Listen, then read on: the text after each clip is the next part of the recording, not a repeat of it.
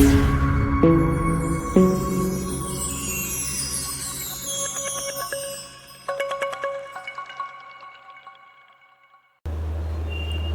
Everyone, आज हम class 9th का एक बहुत ही इम्पोर्टेंट चैप्टर मोशन स्टार्ट करेंगे। मोशन के बारे में हम स्टडी करेंगे। प्यारे बच्चों, फिजिक्स से आपको डरने की बिल्कुल आवश्यकता नहीं है, क्योंकि फिजिक्स एक नेचुरल फेनोमेना बेस्ड एक ऐसा सब्जेक्ट है जिसके कॉन्सेप्ट को अगर आपने ठीक से पकड़ लिया, जिसके कॉन्सेप्ट को अगर आपने बिल्कुल अपने दिमाग में बिठा लिया, तो जो फिजिक्स कल तक आपको टफ लगती थी वही फिजिक्स आपको बहुत इंटरेस्टिंग लगने लगेगी और मजा आने लगेगा। आइएगा हम स्टार्ट करते हैं मोशन। याद रखिएगा कि किसी भी सब्जेक्ट को जब हम स्टडी करते हैं तो उसके अंदर कई अलग अलग कॉन्सेप्ट्स को पढ़ा जाता है, और फिजिक्स की वो ब्रांच जिसमें हम मोशन की स्टडी करते हैं, फिजिक्स की उस ब्रांच को हम मैकेनिक्स कहते हैं। So mechanics is the branch of physics that deals with the study of motion. हम मैकेनिक्स के अंदर मोशन की स्टडी करेंगे। हमारी डेली लाइफ में हम देखते हैं कि कई सारी ऑब्जेक्ट्स मोशन कर रही हैं। जैसे कि अगर कोई बर्ड आकाश में फ्लाई कर रहा है तो वो मोशन में है। अगर कोई ट्रेन एक प्लेस से दूसरे प्लेस तक जा रही है तब वो भी मोशन में है। आप स्कूल जाते हैं, आप मोशन कर रहे हैं। एरोप्लेन अगर कहीं आसमान में उड़ता हुआ आपको दिखता है तो वो भी एक मोशन का ही एग्जाम्पल है। और क्रिकेट बॉल जो कि क्रिकेट के ग्राउंड में चौको छक्कों की बारिश के साथ इधर उधर घूमती रहती है, वो भी मोशन का ही एग्जाम्पल है। मोशन और रेस्ट क्या होते हैं, इनको थोड़ा सा ध्यान से समझिएगा। एक्चुअली है क्या कि जब कभी हम मोशन को डिफाइन करेंगे या हम रेस्ट को डिफाइन करेंगे, तो मोशन और रेस्ट को डिफाइन करने के लिए हमें किसी रेफरेंस फ्रेम या रेफरेंस पॉइंट की जरूरत पड़ती है। जैसे कि मैं कहूं कि इस बोर्ड के रिस्पेक्ट में अभी मैं जो हूं वो रेस्ट में हूं। क्यों हूं रेस्ट में? क्योंकि जैसे जैसे समय बीत रहा है, एज द टाइम गोइंग, मेरी और इस बोर्ड की पोजीशन के बीच में, हमारे बीच के सेपरेशन में कोई भी वेरिएशन, कोई भी चेंज नहीं आ रहा है। जब कभी आपको कंफ्यूजन हो कि बॉडी रेस्ट में है या मोशन में है, आप बस एक छोटी सी बात को याद रखिएगा। अगर टू ऑब्जेक्ट्स के बीच का सेपरेशन टाइम के साथ बदल रहा हो, टू ऑब्जेक्ट्स के बीच का सेपरेशन टाइम के साथ चेंज हो रहा हो, तब आप कह सकते हैं कि वो बॉडी जो है वो मोशन में है। और अगर किसी ऑब्जेक्ट का किसी दूसरी बॉडी के रिस्पेक्ट में टाइम के साथ पोजीशन ना बदल रही हो, तब हम कह सकते हैं कि बॉडी रेस्ट में है। प्यारे बच्चों, एक ही बॉडी सेम टाइम पर रेस्ट में भी हो सकती है और वही body at the same time motion में भी हो सकती है। आइएगा इस एग्जाम्पल को हम समझने की कोशिश करते हैं। लेट्स सपोज आप ट्रेन में सफर कर रहे हैं अपनी फैमिली के साथ, और आपके पास में आपका बड़ा भाई बैठा हुआ है, आपके फैमिली मेंबर्स आपके पास में बैठे हुए हैं। जब आप स्टेशन पर हैं और आपकी ट्रेन खड़ी हुई है प्लेटफॉर्म पर, तो अब आप क्या देखते हैं कि जैसे ही ट्रेन स्टार्ट होगी, आपके और उस स्टेशन के बीच का सेपरेशन टाइम के साथ इंक्रीज होगा। इसका मतलब अगर हम उस स्टेशन को रेफरेंस पॉइंट कंसीडर करें तो आपकी ट्रेन जो है वो मोशन में है। अगर आप पास की खिड़की से बाहर की तरफ झांकते हैं तो आपको दिखेगा कि आसपास के जो पेड़ लगे हुए हैं, जो पोल्स लगे हुए हैं, जो बिल्डिंग्स हैं, वे अपोजिट डायरेक्शन में मोशन करती हुई दिखाई देती हैं। लेकिन प्यारे बच्चों, आप बहुत अच्छे से समझ सकते हैं इस बात को कि ना तो वो ट्री मोशन में है, अपनी पोजीशन को चेंज कर रहा है, ना ही वो बिल्डिंग अपनी पोजीशन को चेंज कर रही है, बट फिर भी हमें वो बॉडी मोशन में अपीयर होती है। इस मोशन को हम कहते हैं रिलेटिव मोशन। ये अभी आपके सिलेबस के बियॉन्ड है। तो आप क्या देख रहे हैं कि आप अपने ब्रदर जो कि आपके पास में आपके ट्रेन की सीट पर बैठा हुआ है, उसके रिस्पेक्ट में जैसे जैसे टाइम बीतेगा, आपने आधा घंटा मोशन किया, 1 घंटे मोशन किया, 2 घंटे मोशन किया, ट्रेन एक स्टेशन से दूसरे, दूसरे से तीसरे स्टेशन पर पहुंची, बट आपकी पोजीशन आपके बड़े भाई या आपके फैमिली मेंबर्स के रिस्पेक्ट में चेंज नहीं हो रही है with respect to time. It means कि आप उन सभी के रिस्पेक्ट में रेस्ट में हैं। तो जब आप अपनी पोजीशन को अपने फैमिली मेंबर्स के रिस्पेक्ट में कंसिडर करेंगे, तब आपकी पोजीशन चेंज नहीं होगी, मींस आप रेस्ट में होंगे। लेकिन वहीं अगर बाहर खड़ा हुआ कोई व्यक्ति आपके ट्रेन के मोशन को ऑब्जर्व करेगा, तो वो उसको क्या अपीयर होगा कि ट्रेन मोशन में है। उस ट्रेन के अंदर जितने भी पैसेंजर्स हैं वे भी मोशन में हैं। यानी कि आप अपने पास में बैठे हुए अपने किसी रिलेटिव के साथ, अपने किसी फैमिली मेंबर के साथ रेस्ट में हैं, वहीं बाहर खड़े हुए किसी दूसरे पर्सन के रिस्पेक्ट में आप मोशन में हैं। So please remember, rest and motion are relative terms. An object may appear to be moving for one person and stationary for some other।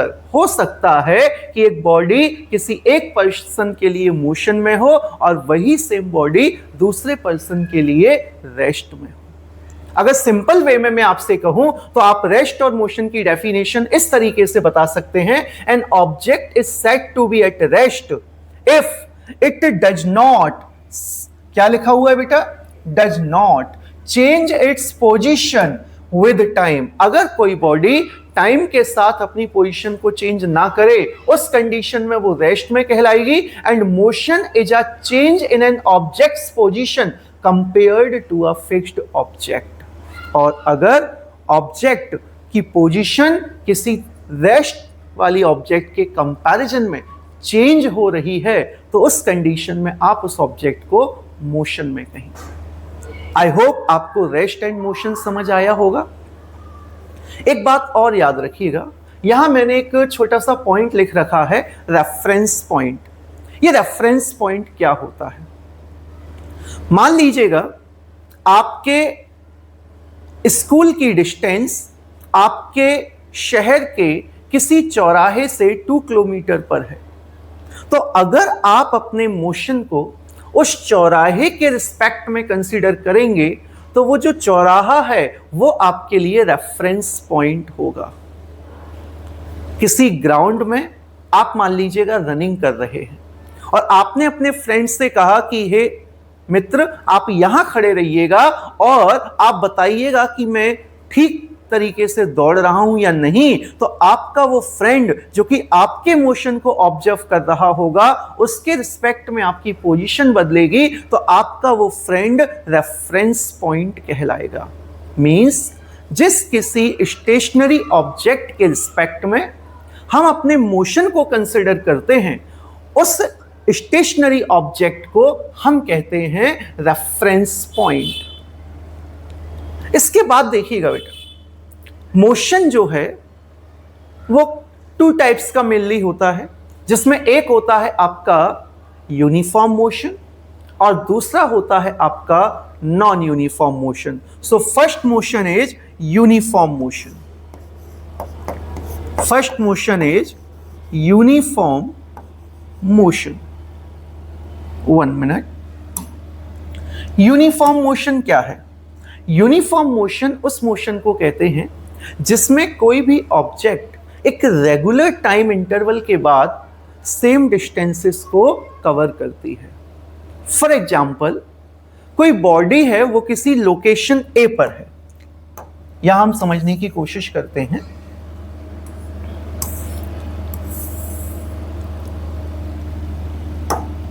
यहां पर एक बॉडी है जो किसी पोजीशन ए पर है। अगर ये बॉडी 5 मिनट्स के बाद यहां पहुंचती है, नेक्स्ट 5 मिनट्स के बाद यहां पहुंचती है,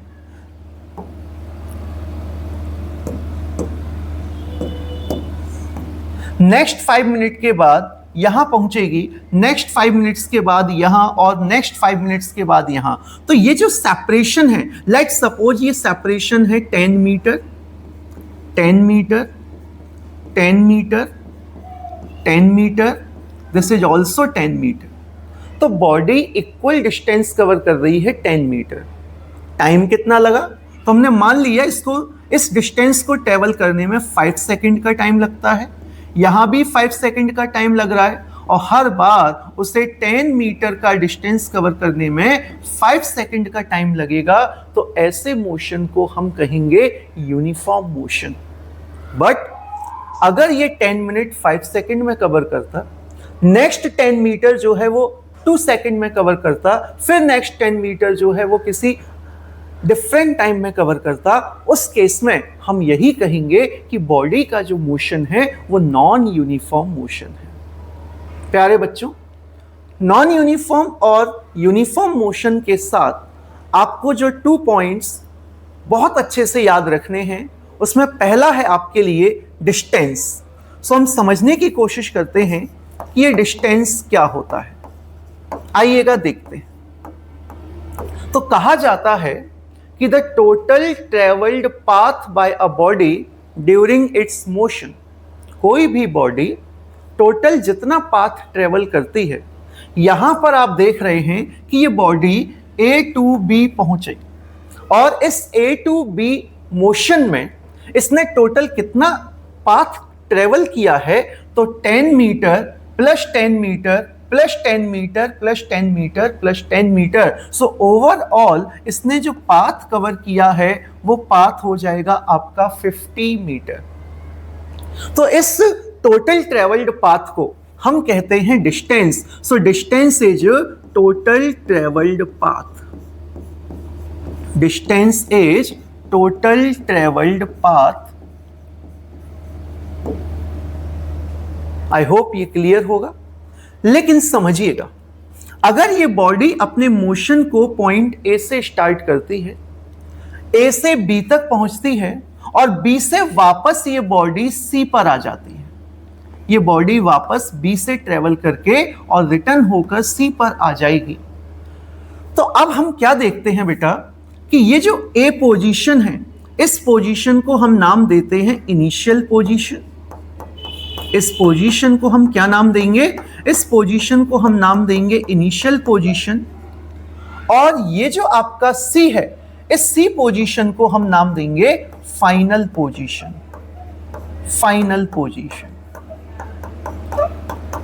इस इनिशियल और फाइनल पोजीशन के बीच में जो शॉर्टेस्ट डिस्टेंस होगा, या मैं ये कहूं कि इनिशियल और फाइनल पोजीशन के बीच का जो सेपरेशन होगा, that separation is termed as displacement.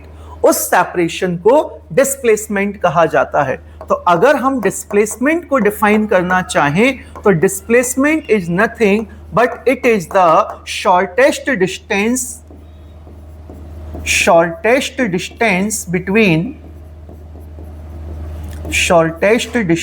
Between initial and final position. Initial and final position. So displacement और डिस्टेंस ये दोनों ही एक तरीके से लेंथ है। जो टोटल लेंथ है, उस टोटल लेंथ को हम कहेंगे डिस्टेंस, और इनिशियल पोजीशन और फाइनल पोजीशन के बीच का जो शॉर्टेस्ट लेंथ है, उस शॉर्टेस्ट लेंथ को हम कहेंगे डिस्प्लेसमेंट। प्यारे बच्चों, एक बात और याद रखिएगा।